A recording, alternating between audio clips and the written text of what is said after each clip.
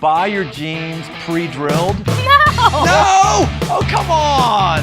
My back of my neck is on fire. I gotta drink a warm beer. Did you just pet the goldfish? Cheers.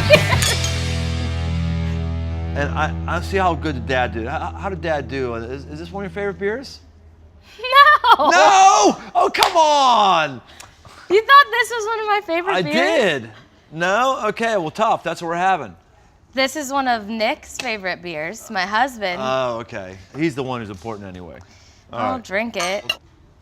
Cheers. Cheers. And he didn't even bring me a koozie? No, this is the host's. This is the host's You picked a beer that opportunity. I feel meh about, and I got to drink a warm beer by the No, end it's of not this. warm. It's not warm. Well, we'll make sure we drink it fast. People would be surprised to know that when I was growing up, my dad Spanked us. I was spanked probably twice. Jake, way more than me. Mariah, maybe never. I don't know. No, she was. What about people saying, oh, that's abuse to kids, that doesn't work, violence doesn't solve anything? From the kid side of it, I turned out just fine. But I know that there's probably parents that abuse that. You weren't one that abused that. I think whenever you spanked us, you made it very clear why, like how we had disobeyed, why you were spanking us, and then afterwards, you made a very clear point to tell us you loved us and forgave us. We only got spanked if we were disobedient, we deceived, or we were disrespectful. Jake, Mariah, and I all learned quickly, don't disobey, don't disrespect, and deceiving's not an option.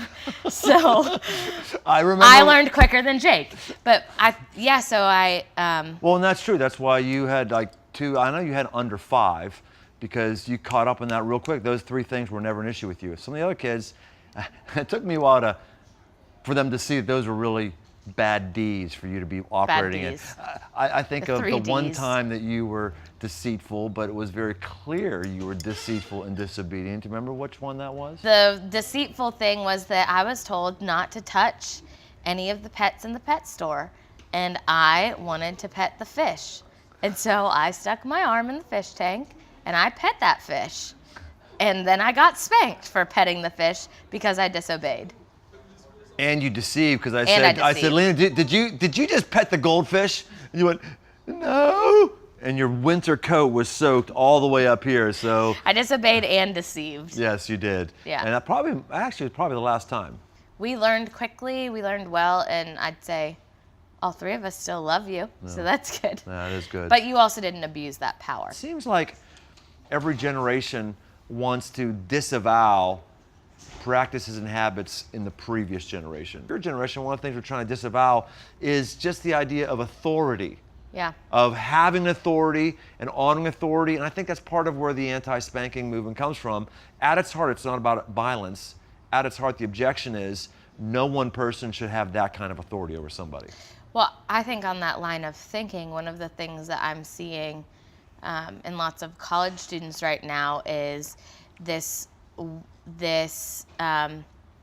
disbelief, distrust in the covenant of marriage, because so many people I know have parents that are divorced or parents are currently getting divorced. What wisdom would you give to adult children whose parents are going through divorces right now, or who are still feeling the pain of their parents' divorce from years ago? Yeah. I think what I would say is don't throw out the institution just because of this bad marriage. The reason why that pain is so deep when your parents are broken up isn't just because your parents are broken up. That is awful. But the pain, I think, is something to the transcendent, that marriage is something that's almost mystical. And it hurts so much because it's such a powerful and deep institution. The best thing you can do is get married young and stay married. Because what marriage is, it's a teammate. You have a teammate who will never leave you. You have a teammate who you made a vow to. How often do we make vows to our manager? Hopefully never, right? Yeah, but what you're saying is you have a teammate that will never leave you, and what we're seeing is people choose to leave their teammates all the time. They are. So how do you... They are. Well, a lot of those folks entered into a marriage thinking it was nothing more than glorified dating. I'm living together, well, why not? We'll get married. No, marriage is something deeper than that. It's something that says, no, we are physically, spiritually one.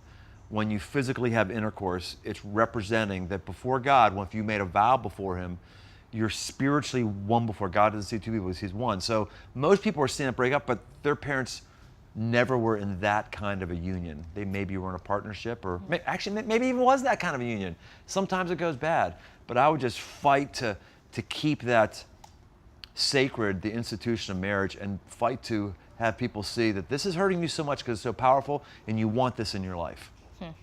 When the world is telling you something completely different and the relationships around you are telling you something completely different, that's so hard to believe. Even if intellectually we go, yes, that's right, I think it takes time to get into that belief. And I think culture tells us that mystical idea of marriage, you should always feel like you're in love. And if you don't feel it anymore, like, it's go find it somewhere else. Go feel it with someone else. When it dies, it dies. And I just think we've got to continually fight that. Yeah. Well, you've seen that firsthand in the home. I'm sure that you've seen times when your mother didn't have much feelings for me, or I didn't have much feelings for her.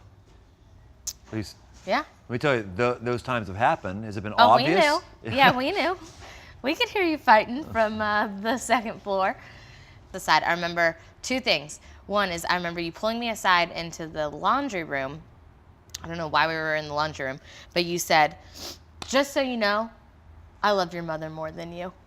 And I said, what? What do you mean you love my mother more than me? That's not true. And you said, I love your mother more than you. And I said, I can't believe you just said that to me right now. I am your own flesh and blood. You should love me more than you love my mother. I'm your child. She's fine without you. I'm not, you know. And you said, no, I love your mother more than you. And I would step in front of a bus for you.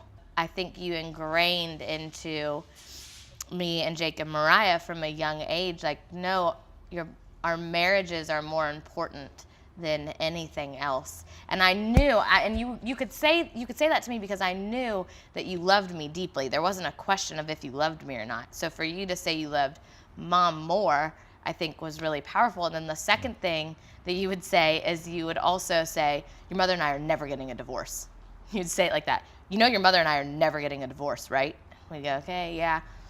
But when our parents' friends were getting divorced, there never was a question around when you all were fighting and we heard you fighting and we knew that, you know, those feelings weren't there for each other, whether it be for a week, a month, or a year, whatever. There never was a question that you were going to get divorced or that our family was going to split up because you had integrity and so many other things that you said. That we believed you when you said that. If you want a life that's going to be different, you're going to have to do different things than everybody else does. If we want to have a marriage that's different, we shouldn't be taking our cues from the rest of culture, which says things like that. Kids are the most important things in your life. No, they're not. Your marriage is the most important thing in your life, which says things like the kids should be the center of the home. No, they shouldn't. God should be the center of the home, marriage right after that. Kids are only served in as well as the marriage is served. That's got to be strong, and then everything in kids will take care of itself. But we can't go out and have kids think it's going to help our marriage, or we can't focus our lives on our kids, and then when they leave, that's what I see in my generation. Yeah. So that's my generation. The number of people who get divorced when the last kid leaves the house is scary, spooky scary, and what's being told there. We never had a union. We had a partnership to help the thing that was the most important in our lives, which was our kid. Yep. And now my generation is the one that's feeling the pain of that, going, what happened? How do I trust in this any longer? Because my family is not what I thought it was. If you could tell college students anything, what would you tell them? Stuff that you can't deny is you need 8 hours of sleep a night, at minimum. It's so weird as people have abandoned faith in our culture and gone towards science. We don't even listen to science. Science is very clear. You need 8 hours minimum of sleep a night.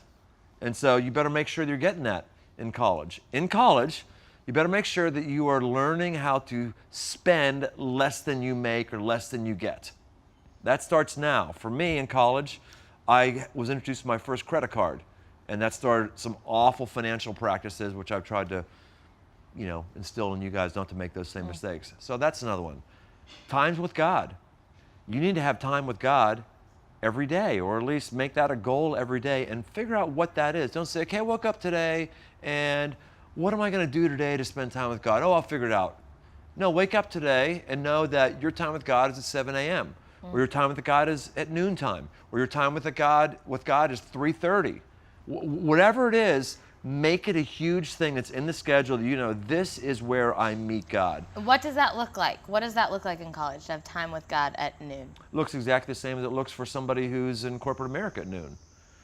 You carve time out to read your Bible, to be quiet, to pray.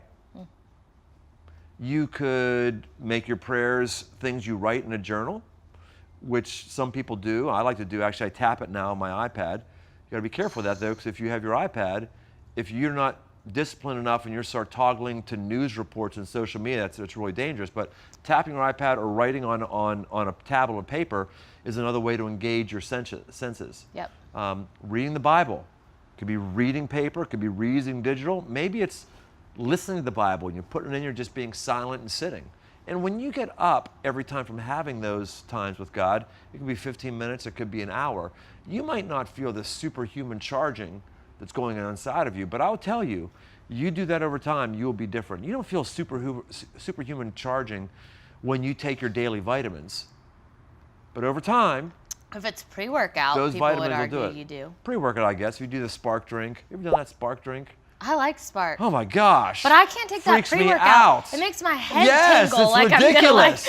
I'm gonna Oh my explode. gosh. Something's wrong with me. My organic, everything natural chiropractor gave me this Spark thing, and I was like, my back of my neck is on fire. I'm going, With hey Spark? man, Paul, yes. The drink? Yes. Oh, I could do Spark. That other stuff though, my fingers tingle and my brain and What other stuff? Any of that like stuff you get at GNC, the like pre-workout That's to Spark. get you amped. That's Spark, isn't it? No, Spark is like, it's like the thing that middle-aged women drink before in lieu of coffee in the morning. It is. You're saying I'm a middle-aged listen, woman. If you're a middle-aged woman and you drink Spark, I want you to comment on this, because I bet you're there. He's done with me. He gets enough of me at family dinners.